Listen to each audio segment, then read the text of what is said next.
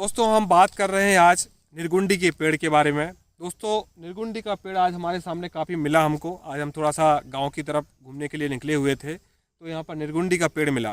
दोस्तों सबसे पहले हम इसके बारे में बात करेंगे, इसकी तासीर के बारे में। दोस्तों निर्गुंडी का पेड़ की जो तासीर होती है वो गर्म होती है और पित्त प्रकृति के लोगों को इसको प्रयोग नहीं करना चाहिए, नुकसानदायक होता है। जिन लोगों को छाले होते हैं, जिन लोगों को पिंपल होते हैं, जिन लोगों को पेट में जलन होती है या गैस्ट्रिक प्रॉब्लम होती है या किडनी के रोग हैं या लीवर के रोग हैं, ऐसे लोगों को इसका प्रयोग नहीं करना चाहिए। इसका जो स्वाद होता है वो कसैला होता है और कड़वा होता है। दोस्तों इसका प्रयोग वैसे तो फेमस जो है वो है दर्द को निवारण करने के लिए।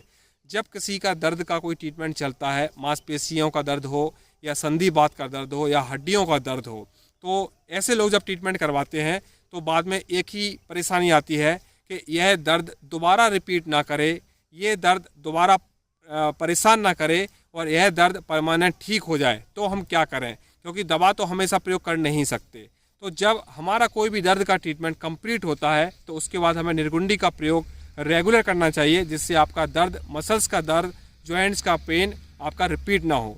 तो दोस्तों निर्गुंडी की मैं पहले पहचान करवा देता हूँ कि निर्गुंडी के जो पत्ते होते हैं वो इस तरह का पेड़ होता है और 5 पत्तियों का ऐसा पहचान है कि 5 पत्तियाँ होती हैं और कुछ समय बाद इसमें फूल भी आते हैं। तो हल्के नीले कलर के इसमें फूल होते हैं, जो इसकी पहचान है। इसके पेड़ की जो लंबाई है 10 से 12 फीट तक की इसकी हाईएस्ट लंबाई होती है, ये भी एक इसकी पहचान है।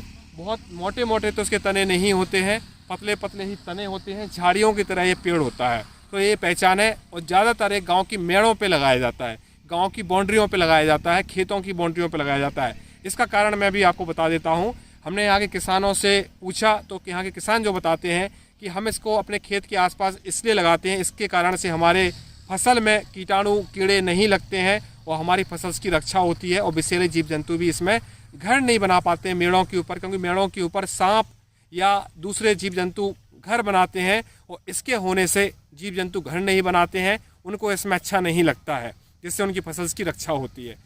दूसरा प्रयोग और बताया मुझे उन्होंने कि हम अपने जानवरों के आसपास मच्छर को भगाने के लिए इसके पत्तों को जलाते हैं, जिससे मच्छर भी भागते हैं। दोस्तों चलिए इसका मेन प्रयोग हम समझ लेते हैं कि इसका बाहरी रूप से और आंतरिक रूप से प्रयोग क्या है औषधीय रूप से। वैसे तो इसका प्रयोग आप उपाय के तौर पे भी कर सकते हैं कि जिन लोगों का इलाज चला हुआ है दर्द का, अब वो बाद में क्या करें जिससे दर्द उनका रिपीट ना हो। तो इसके पत्तों का आप रस निकाल लें और सरसों के तेल में गर्म करें, दोनों को बराबर मात्रा में लें, अच्छी तरह से गर्म करें।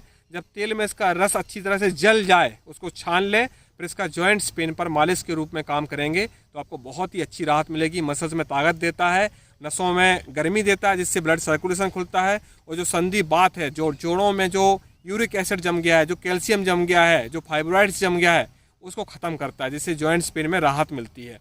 दोस्तों इसी के बाद इसका आंतरिक रूप से भी इसका प्रयोग किया जाता है। इसके पत्तों को आप सुखा के पाउडर कर लें, इसके तने को भी सुखा के आप पाउडर कर सकते हैं, दोनों का मिक्स करके इसका पाउडर कर सकते हैं और दोनों को सुबह शाम आधा आधा चम्मच सब पीस के ग्रीन टी की तरह सुबह शाम आधा आधा चम्मच अगर गर्म पानी में उबाल के आप छान के इसका प्रयोग करते हैं, आधा गिलास सुबह आधा गिलास शाम को, तो आपकी मसल्स में स्ट्रेंथ मिलती है, मसल्स में ताकत मिलती है, हड्डियों में ताकत मिलती है और ब्लॉकेज जो होते हैं नसों में वो खुल जाते हैं, जो हमारी नसों में ब्लड जमा हो रहा है वो खुल जाता है और काफ़ी मसल्स में ताकत प्राप्त होकर दर्द में काफ़ी राहत मिलता है। तो जिन लोगों का ट्रीटमेंट चल रहा है जॉइंट्स पेन का, वो बाद में इसका प्रयोग जरूर करें ताकि उनका दर्द रिपीट ना हो।